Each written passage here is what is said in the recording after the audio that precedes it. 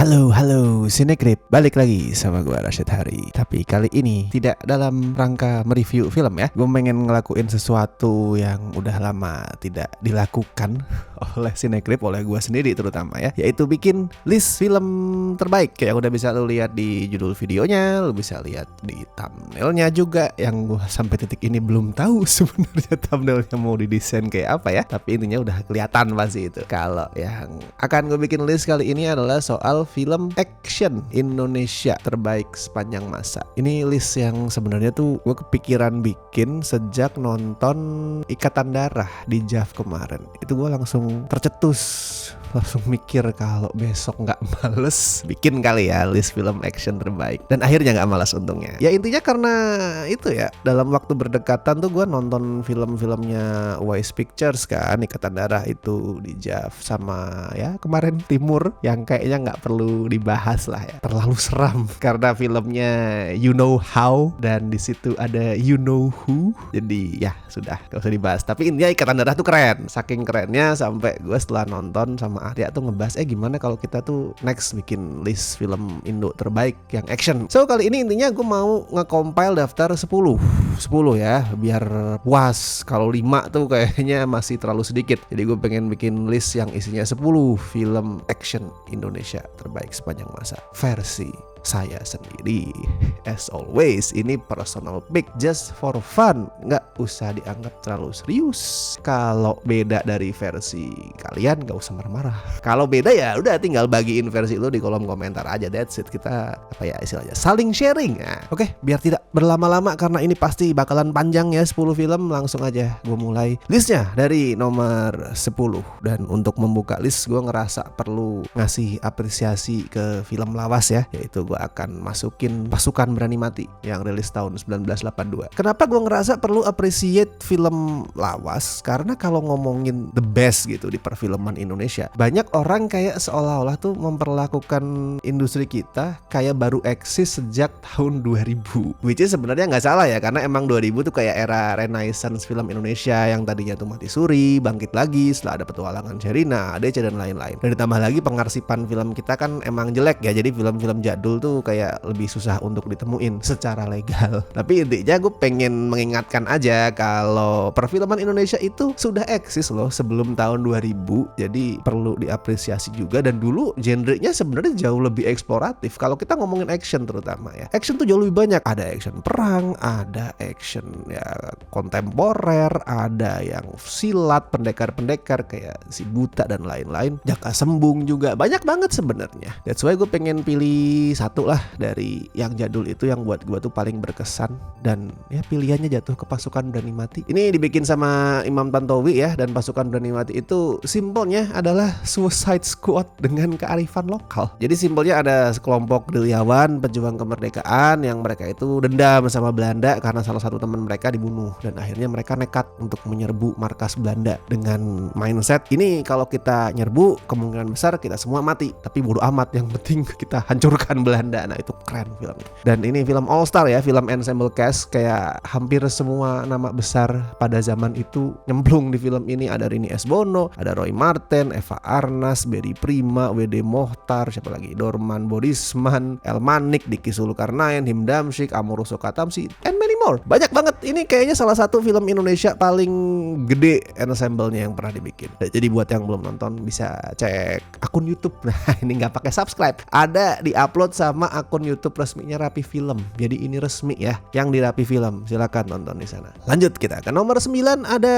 film yang tadi udah gue bahas yang menginspirasi terciptanya list ini, yaitu Ikatan Darah. Tapi yang ini nggak perlu gue bahas panjang lebar, lu tonton aja full reviewnya. Gue sama Arya di situ udah mengupas Ikatan Darah dengan mendalam sih kayaknya. Kalau tayangnya kapan belum tahu pastinya kapan. Kemarin bahkan di teasernya yang diputar sebelum Timur tuh masih belum ada tanggal tayangnya. Tapi tenang, ini pasti tayang di bioskop, nggak mungkin nggak tayang. Ini bukan salah satu film yang cuman screening di JAV and then nggak jelas kabarnya kapan. Nggak, ini pasti tayang kok di bioskop. Pasti tayang tahun 2026. Dan nanti siaplah untuk termacan-macan. Oke, langsung aja lanjut ke nomor 8. Ada The Shadows Trace, filmnya Timo Cahyanto ya. Dan ini bukan terakhir kalinya lu akan menemukan nama Timo Cahyanto di list ini. Banyak yang agak kecewa sebenarnya sama film ini, dan banyak yang bingung kenapa pada saat FFI kemarin ini film dapat nominasi banyak banget. Gue lupa berapa, tapi lebih dari 10 kalau nggak salah ya. Dan gue setuju sebenarnya kalau memang film ini belum selevel sama banyak actionnya Timo belakangan ini. Tapi gue tetap suka banget sama Shadow's Trace. Memang jangan lu berekspektasi ada cerita yang ya complicated, yang berbobot. Emang nggak perlu, kata gue tuh. Nggak semua film itu perlu punya cerita berbobot kok. Tujuannya itu beda-beda kan film-film itu. Nah, dan buat gue Shadow's Trace tujuannya emang bukan menjalin cerita yang kuat, tapi emang pameran teknis, pameran koreografi action, which is semuanya bagus. Dan world buildingnya gue suka banget. Ini world building yang ya simpelnya Timo banget lah. Dalam arti dia itu ngambil latar dunia antah berantah, kultur real life satu negara itu bisa seenak jidat di blend sama kultur negara lain in a positive way ya. Yang itu ngebikin dunianya tuh unik, colorful. Lanjut ke nomor 7, lucky number 7, ada Kodrat. Gak apa-apa dong masukin film horor, kan emang combine action sama horor, masih masuk film action, it's okay. Tapi gue gak bisa panjang lebar juga ngomongin film ini. Apalagi lah kekerenan film ini yang belum, bukan cuman gue tapi Cinecrip bahas selama ini. Udah berkali-kali kita ngomongin Kodrat, actionnya, terus elemen religinya yang gak asal ceramah tapi jadi pondasi drama humanis yang kuat, terus mix and match genre yang banyak banget. Gak cuman action kontemporer sama horor loh yang di mix and match di sini. Ada western, film cowboy itu ada di sini, terus martial arts ala-ala Mandarin juga ada. Ini film yang nyadarin kalau horor kita itu sebenarnya possible untuk dieksplor, biar nggak gitu-gitu aja. Cuman emang banyak yang terlalu males aja, jadinya horornya gitu-gitu doang. Buat Kodrat tayang di Prime Video, silakan lu cek di sana. Lanjut ke nomor 6, sekali lagi ada filmnya Timo Cahyanto, dan percayalah ini bukan terakhir kali list ini mencantumkan filmnya Timo ya, yaitu ada The Big Four yang rilis tahun 2022 ya, sekitaran pandemi. For lack of a better word, dapat keuntungan dari era-era WFH. Karena kan orang-orang jadi masih banyak yang di rumah, butuh hiburan, terus keluarlah film ini di Netflix. Rame, bukan cuma di Indonesia, worldwide ya. Fenomenal memang pada saat itu. Ini film yang ngebuktiin tapi kalau Timo bukan cuma bisa bikin film yang dark, yang dunianya tuh serem, yang depresif, yang serius, tapi dia juga bisa bikin action komedi yang konyol. Itu adegan Lutesha nyanyi Duyung Senja adalah instan klasik buat gue. Salah satu momen paling ikonik di perfilman Indonesia. Dan BTW sequelnya ya yang punya judul sementara The Big Four, Badai Pasti Kembali. Gue nggak tahu apakah nanti rilisnya dengan judul itu atau enggak. Nggak tahu juga bakalan kapan difinalisasi, dibikin, dirilis. Tapi intinya udah mulai ditulis ya skripnya ya. Cuman itu tadi nggak tahu kapan lanjut diproduksi karena Timonya sendiri lagi sibuk melanglang buana di Hollywood ya. Nobody 2 kemarin udah, The Beekeeper 2 besok sama Statham. Terus gue lupa itu ada dia di hire untuk mengadaptasi game kan. Gue lupa judulnya apa. Jadi silakan yang ingat komen di bawah ya. And then masuk ke 5 besar. Di nomor 5 ada ini film yang tidak mungkin dibikin zaman sekarang, yaitu Madam X, rilis tahun 2010 ya. Ini so far buat gue adalah film superhero Indonesia terbaik. Dan ya itu tadi, ini film yang mustahil dibikin di zaman sekarang. Zaman dimana semua orang dari kalangan manapun, kelompok manapun, kerjaannya marah-marah. Kalau misalkan Madam X rilis sekarang, mau itu konservatif, yang religius, yang homofobik, ataupun itu yang liberal, itu semuanya bakal marah-marah ke film ini, gue yakin. Tapi intinya Madam X itu pengingat loh, kalau Indonesia pernah ada di era yang chill, yang santai. BTW kemarin ini film screening di JAV ya, dan sempat ada juga di Netflix, cuman nggak tahu kenapa habis itu hilang. Tapi feeling gue sih kayaknya bakalan balik lagi, entah di bulan apa ya.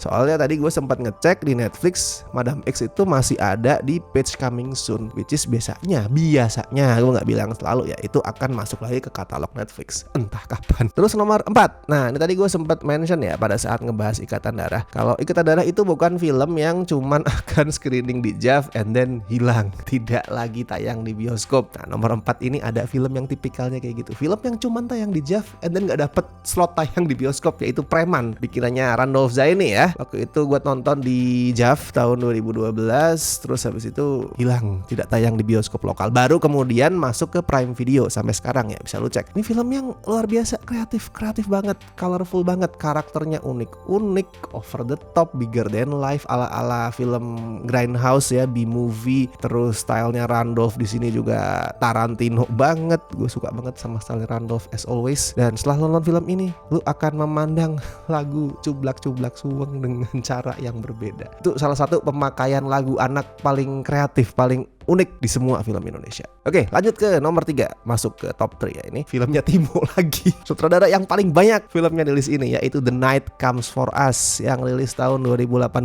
Ini film yang bikin gua akhirnya subscribe Netflix. Dulu kan Netflix baru mulai naik gitu ya, belum kayak sekarang orang udah mulai pada bosen, udah mulai ya udahlah, bagian dari kehidupan kita, kayak hampir semua orang tuh subscribe. Dulu gue belum subscribe, gue belum tertarik karena kayak apa sih film-filmnya. Tiba-tiba Timo merilis The Night Comes For Us yang dulu dianggap sebagai proyek yang udah mati, nggak jadi dibikin, tiba-tiba hidup lagi dan tayang di Netflix. Ini film action yang nggak cuman koreografinya keren, nggak cuman asal gore, nggak cuman asal sadis, walaupun gore-nya emang level hewa banget. Tapi di sini Timo juga bener-bener ngegenjot kreativitas dia soal cara paling nyeleneh apalagi yang bisa gue pakai untuk ngebunuh orang. Senjatanya yang dipakai karakternya juga ada aja, nggak cuman pistol, nggak cuman pedang, pisau, even bola biliar itu bisa untuk bantai musuh sampai habis. Dan di sini Joe Taslim beneran kayak seorang mesin pembunuh ya, keren banget, badass banget. Terus battle dia ngelawan Iko Uwais yang akhirnya jadi villain, itu juga one of the best action sequence I've ever seen. Oke, masuk ke nomor 2 ya. Nomor 1 dan nomor 2 sebenarnya buat gua tuh nggak jauh beda kualitasnya, setara, punya plus minusnya masing-masing. Kalau lu tanya gua mungkin sebulan lagi bisa jadi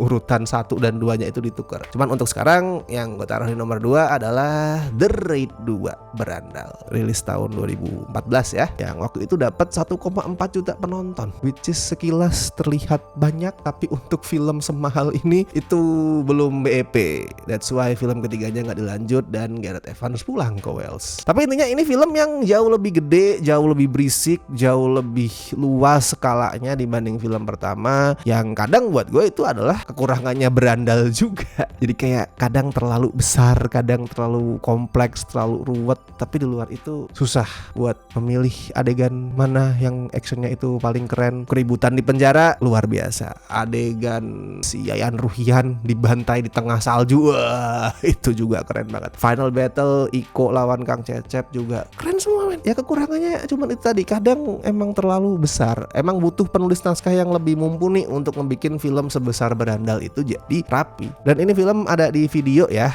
buat yang pengen nonton lagi silakan dicek. Dan of course dengan begitu sudah jelas lah film pertamanya apa, The Raid, atau yang rilis di luar dengan judul The Raid Redemption ya. Gue nggak tahu udah berapa kali gue rewatch The Raid, yang BTW ada di video juga kayak yang Berandal. Udah puluhan kali nonton The Raid, mau itu nonton full atau nonton klip-klip actionnya. Ini film action yang mengubah standar film action, nggak cuman di Indonesia ya, tapi di dunia. Setelah nonton The Raid, gue nggak bisa lagi semudah itu menikmati film action dengan approach ala Hollywood yang ngandelin cut, ngandelin tembak-tembakan ala kadarnya. Udah susah. Tanpa The Raid nggak akan ada film-film kayak Captain America The Winter Soldier. Tanpa The Raid nggak akan ada John Wick, yang artinya nggak akan ada film-film yang ngopi John Wick juga setelah itu ya. Jadi The Raid ini one of the most influential movies in the world. Di era modern kayak sekarang, genre film itu udah sangat-sangat maju. Jarang kita nemu sebuah film yang sedemikian influential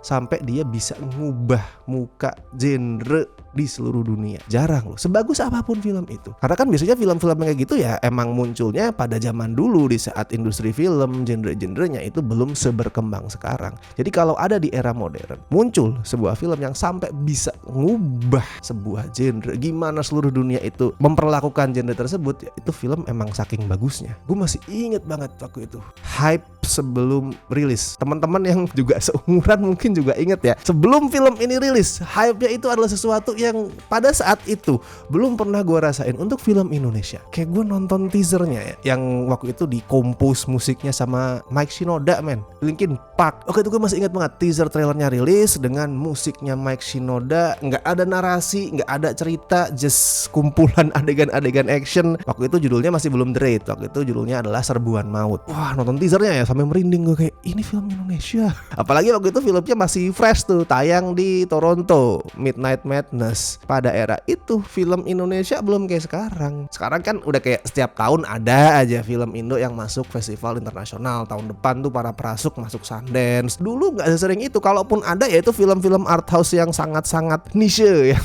Pada saat rilis tuh mungkin cuman dapat penonton nggak nyampe 10.000 gitu. Tapi waktu itu The Raid tayang di Toronto men. Gue rasa emang layak sih, ini nomor 1. Ini the best Indonesian action movies of all time, dan gak cuma di Indo. Ini one of the best action movies in the world ever.